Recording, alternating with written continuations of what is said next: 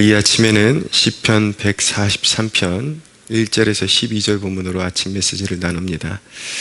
오늘 다윗의 시는 다윗이 원수들에게서 당하는 그 억울함을 하나님 앞에 토로하는, 하나님 앞에 신원드리는 시라고 말씀드릴 수가 있습니다.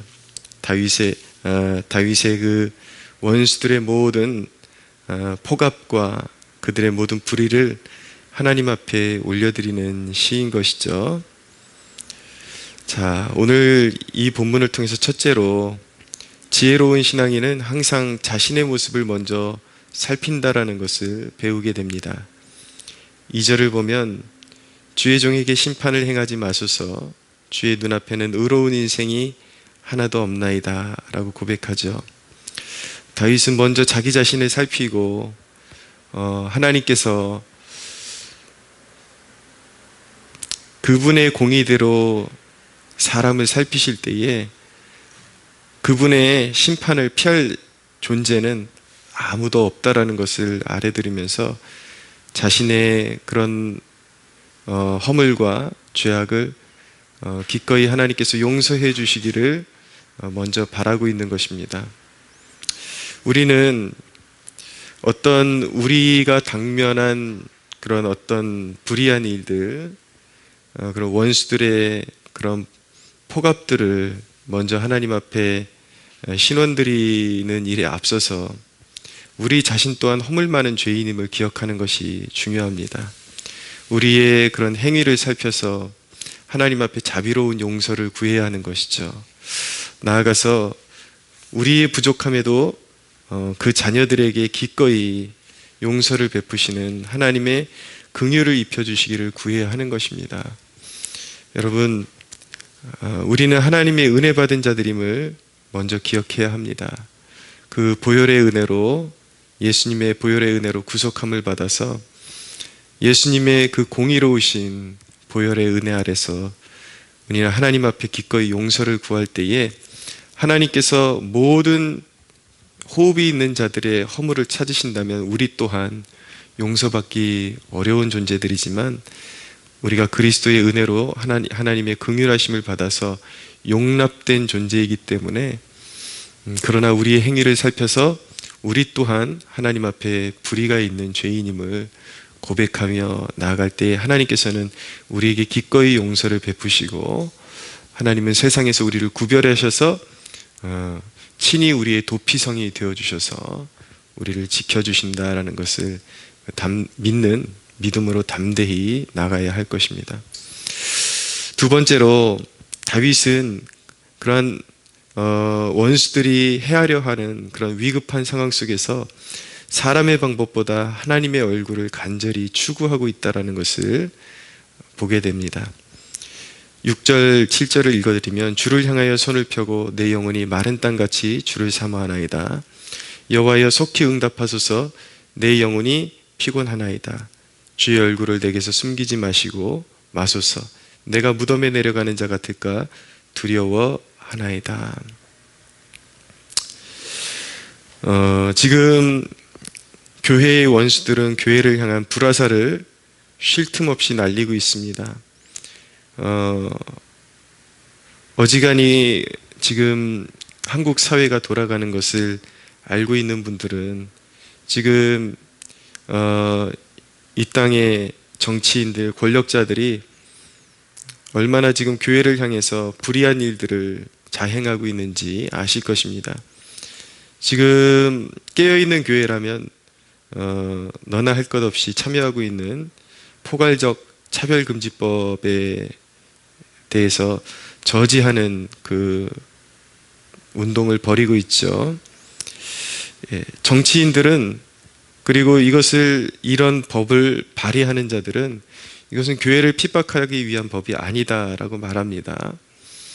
이것은 단지 소수자들을 보호하기 위한 법인 것이지 교회에서 그런 동성애자들을 향해서 동성애가 죄라고 설교한다 그래서 벌금이 매겨지거나 구속되는 것이 아니다라고 그렇게 이제 아이들을 달래듯이 그렇게 달래고 있습니다. 그러나 여러분, 이러한 차별금지법이 이미 통과된 그런 나라들마다 그 사례가 좋지 않다라는 것을 우리가 기억해야 합니다. 결국은 그 그림을 봤을 때에 신앙의 자유의 침해를 심각하게 가하는 그림으로 나타난다라는 것을 알게 됩니다. 자기 신앙 양심으로 동성애를 반대하는 목소리를 내는 그러한 운동선수들이 퇴출당하기도 하고, 목회자들이 감옥에 갇히기도 하고, 벌금을 받기도 하고, 또 동성애자들의 결혼에 케이크를 팔지 않았다는 이유만으로 불의한 일들을 겪게 되고, 이러한 일들이 자행되고 있죠. 그래서 단순히 그냥 교회의 그런 어떤 불이익을 가져다주는 일뿐만 아니라 이것을 가만히 놔두게 되면 한 도시 전체에, 우리나라 같으면 이제 워낙 작은 나라니까 한 나라 전체가 어떤 신앙의 양심에 의해서 동성애에 대한 반대 의견을 이제는 입도 뻥끗도 할 수 없는 그런 억압이 다가오고 있는 것입니다. 지금 정부가 예배 외에 모든 소모임을 금지한다라는 명령을 내렸습니다. 10일 이후로 그렇게 시행한다라고 그렇게 발표를 했습니다. 심지어는 식사만 금지하는 것이 아니라 찬양과 통성으로 기도하는 것까지도 금지시키겠다. 성가대 연습을 위한 모임도 금지시키겠다. 네, 어느 시절에 우리 한국교회가 이런 일을 당한 적이 있었습니까? 문제는 무엇입니까? 그렇게 전문가들이 일단 중국인들을 먼저 차단하고 외부에서 유입되는 그런 감염원을 차단해야 된다.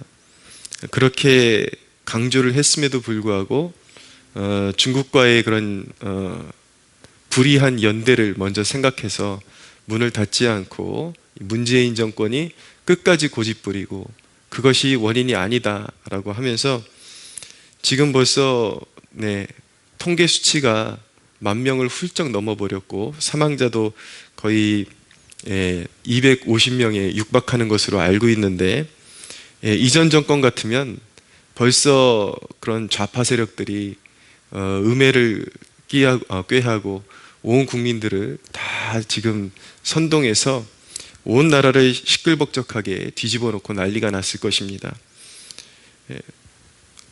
근데 온갖 말도 안 되는 그런 핑계거리를 삼아서 여전히 아직까지도 그 진정한 감염원에 대해서 차단할 생각은 하지 않고, 그리고 이태원에서 그런 수천 명이 다녀간 그런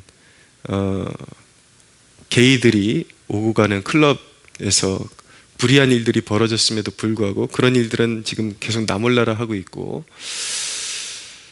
지금 수많은 교회에서 감염자들이 나왔다 그랬는데 거의 모든 기사들이 잘못된 경우로 판단이 되었고, 교회만큼 방역을 잘하는 곳이 없다라는 것이 공공연히 알려지고 있음에도 불구하고, 그리고 그렇게 오해받았던 교회들의 대다수가 진정으로 감염된 것이 아니라 다 음성으로 드러났다라는 것이 뒤늦게 알려짐에도 불구하고 현재에 와서 모든 감염의 원인이 교회에 있는 것처럼 그렇게 화살을 돌리고 있습니다.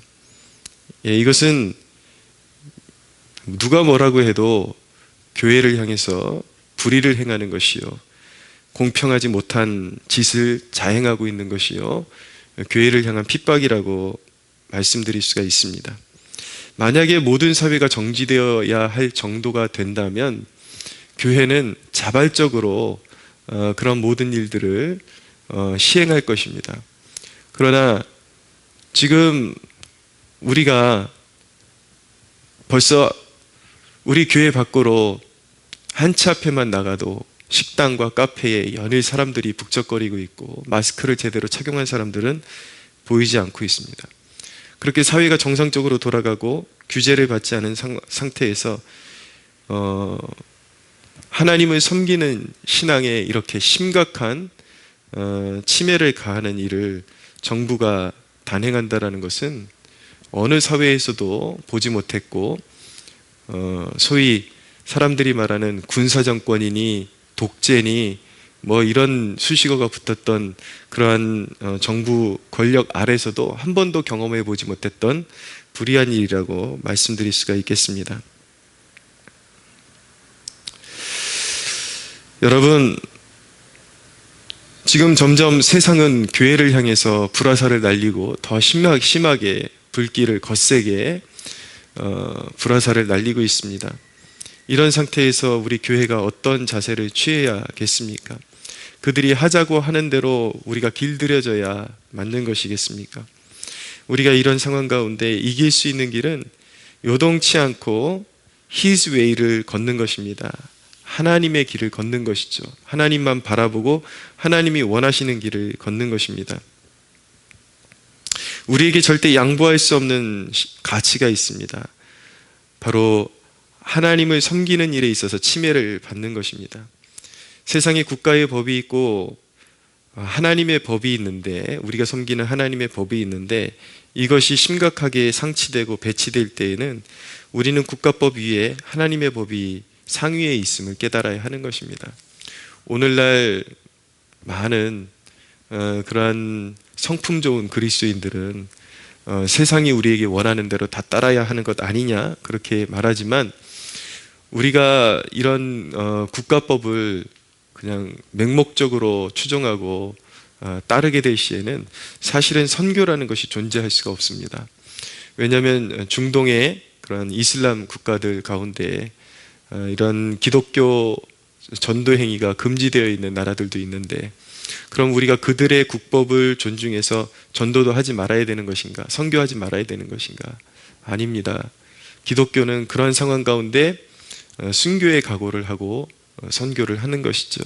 오늘날 한국 사회 안에서도 많은 대학교 캠퍼스 안에서 전도하는 것이 금지되어 있습니다. 점점 이런 법안이 강화되고 기독교 전도 행위를 점점 억압해 오고 있습니다. 그럼에도 불구하고 여러분, 우리가 그것을 그러한 사회법에 순종하지 아니하고 생명을 살리는 일에 있어서만큼은 하나님의 법을 더 귀히 여기고 절대적인 것으로 삼고 우리는 세상에 저항해야 하는 것입니다. 무조건 순응하고 따르는 것이, 그것이 하나님이 기뻐하시는 일이 아니라는 것을 우리가 이 시점에서 깨닫기를 원합니다. 갈라디아서 2장에 보면 이런 말씀이 있습니다. 그들에게 우리가 한시도 복종하지 아니하였으니 그들이 들어온 것은 그리스도 예수 안에 있는 우리가 가진 자유를 엿보고 우리를 종으로 삼고자 함이로되, 그들에게 우리가 한시도 복종하지 아니하였으니 이는 복음의 진리가 항상 너희 가운데 있게 하려 함이라. 복음의 진리를 지키기 위해서 불의한 자들의 요구에 순종하지 말아야 된다라는 것을 분명히 성경이 말씀하고 있습니다. 우리는 이 위기를, 우리가 당면하고 있는 이 위기를 신앙 결집의 기회로 삼아야 하는 것입니다. 지금 다윗에게서 배워야 하는 것은 무엇입니까? 그가 원수들에게 당하는 고통을 하나님 앞에 호소하면서 인간적인 방법을 찾지 않고 사람을 찾아 헤매이거나 인간적인 방법을 먼저 추구하지 않고 여호와여 속히 내게 응답하소서 내 영이 피곤하나이다. 8절에 보니까 아침에 나로 하여금 주의 인자한 말씀을 듣게 하옵소서. 하나님이 내 길을 지도해 주시고 이 상황 가운데 하나님이 내 길에 지침을 주시기를 원하나이다. 다윗이 먼저 하나님의 얼굴을 구하고 있죠. 우리도 그래야 하는 것입니다. 하나님의 개인만이 이러한 사회 문제, 국가 문제 해결의 키를 가지고 있음을 우리가 믿어야 하는 것입니다.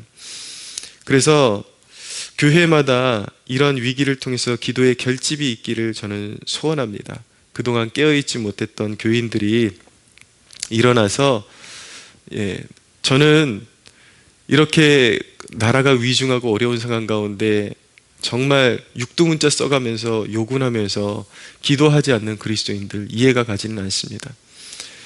하나님께 매달리지는 않고 하나님이 원하시는 방법을 추구하지 않으면서 그냥 혈기와 분노로만 모든 것을 다 해결하려고 하는 그런 태도들, 그것은 하나님 앞에 그 또한 불이라는 것. 제가 늘 강조하는 것이 무엇이냐면, 기준이 옳다 할지라도 그가 하나님을 추구하지 않고 있다면 그도 불의한 자임이 분명한 것입니다. 사실은 똑같은 거예요. 똑같은 죄인들이에요. 사회가 왜 이렇게 어려워지고 지금 혼미한 상태로 가고 있습니까? 오늘날 그리스도인들이 깨어있지 못하고 세상을 추구했기 때문에. 좌파 사상만이 세상을 추구하는 것이 아닙니다. 여러분이 우파라 할지라도, 여러분들이 보수적인 가치관을 가지고 있는 사람들이라 할지라도 여러분들이 그것을 해결하는 방법이 하나님 나라에 합당한 것이 아니라면 여러분 또한 세속적인 가치관을 가진 사람들에 불과한 것입니다. 결국은 우리 그리스도인들이 깨어있지 못하고 속되고 마음에 우상을 두고 세속적이고 이래서 결국은 이러한 일들이 지금 일어나고 있는데, 여전히 깨어있지 못하고 원망만 하고 있는 그런 모습들이 정상적인 것이라고 말할 수 있겠습니까? 오히려 그러한 불의 때문에 하나님께서 원수들을 자꾸 격동시키셔서 교회를 향해서 경고하고 계심에도 불구하고 끝까지 정신 차리지 못하고 자신의 혈기대로만, 인간의 하나님이 하라는 것만 빼놓고 다 하려고 하는, 그것이 바로 불순종이요 불이라는 것을 깨닫기를 원합니다. 이 위기가 교회마다 성도들이, 잠자던 성도들이 깨어나는 기회가 되기를 원하고 하나님의 얼굴을 구하는 기회가 되기를 원합니다. 지금 가장 중요한 것은 신앙운동입니다. 복음의 본질을 되찾는 것입니다. 그리고 나서 그와 함께 병행되어야 하는 것이 불의한 권력을 향한, 불의한 통치를 향한 저항이 수반되어야 하는 것입니다. 사랑하는 여러분, 오늘 이 아침에 저는 소원하건대 한국교회를 향한 이러한 불의한 도전 앞에서 영혼의 각성이 일어나는 기회가 되기를 원하고, 이 상황 가운데서 우리 깨어있는 그리스도인들이 불의한 권력에 대항하는 결의가 필요한 때임을 각성하고 깨어나서 철저히 하나님을 의지하는 그 방법 아래서 저항하는 저와 여러분들이 되기를 간절히 소원합니다.